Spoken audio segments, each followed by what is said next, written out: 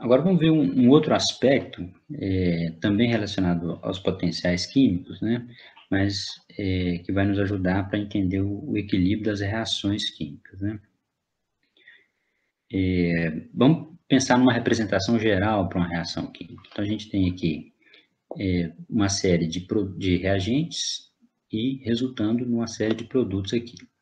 As letras maiúsculas aqui estão representando as substâncias, né, que entram na reação. E as letras minúsculas, cada fator estequiométrico aqui, né? Então, por exemplo, aqui a gente tem 2H2S na fase gasosa, mais CH4 na fase gasosa, dando aquilo ali. Então, o número 2 aqui corresponde ao A minúsculo lá em cima, né?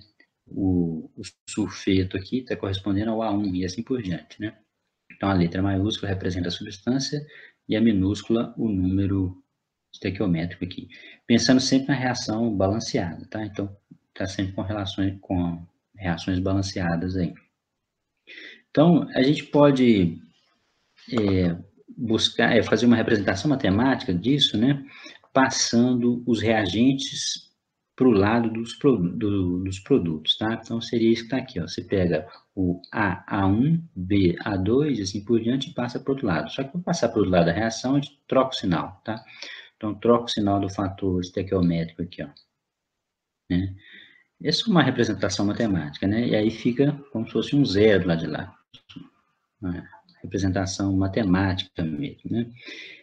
Nesses produtos e reagentes aí, você pode ter a mesma substância dos dois lados, que significaria que nem toda a quantidade daquela substância reagiu, né? Então, pode ter aqui um A2 desse lado e pode ter a mesma substância do outro lado também, né?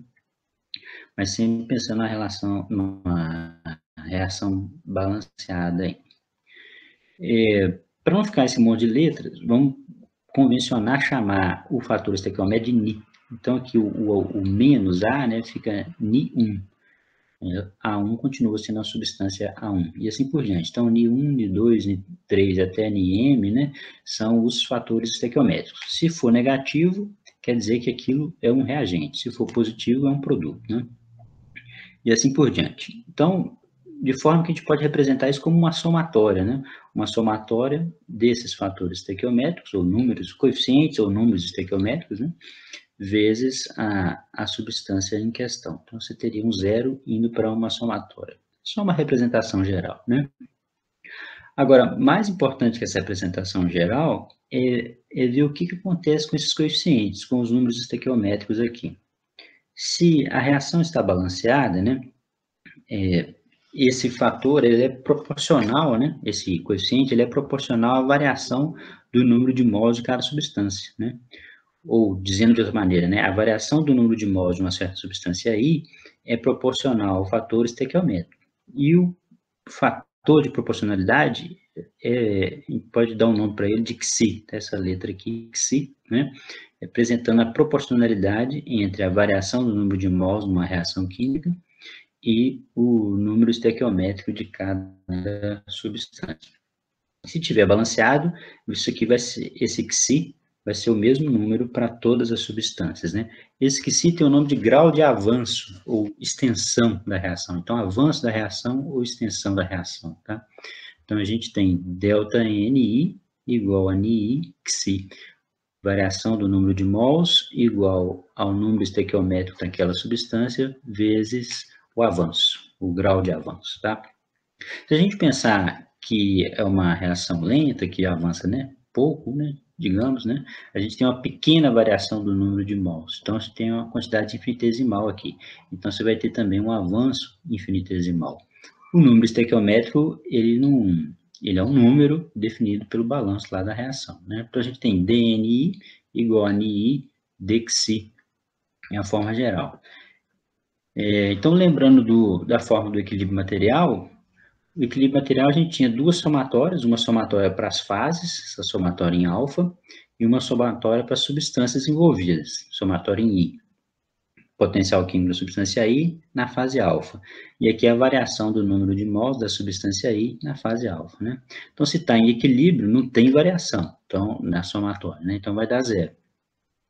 Só que como DNI é igual a NI dXi, a gente pode substituir isso no DNI aqui, ó. Então, a gente teria as duas somatórias, só que no lugar do DN, a gente vai ter NI, o número estequiométrico, vezes o avanço infinitesimal, tá? No equilíbrio material, tá?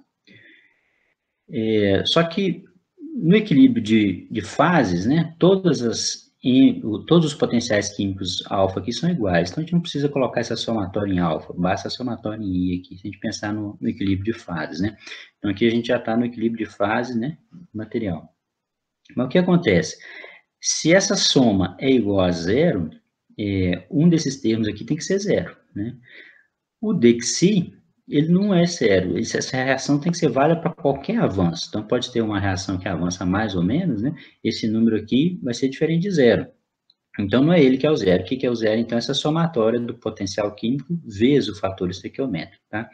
Então, a gente tem que, no equilíbrio, a somatória em I, né, de NiI, tem que ser igual a zero. Quer dizer, o número estequiométrico da substância I vezes o potencial químico daquela substância, a somatória desses produtos, né, tem que dar zero se tiver no equilíbrio, tá? Então, essa expressão aqui de baixo é bastante útil para a gente. No equilíbrio, essa equação deve ser válida para qualquer Dexi, então a gente tem somatório de NiI vezes o potencial químico igual a zero.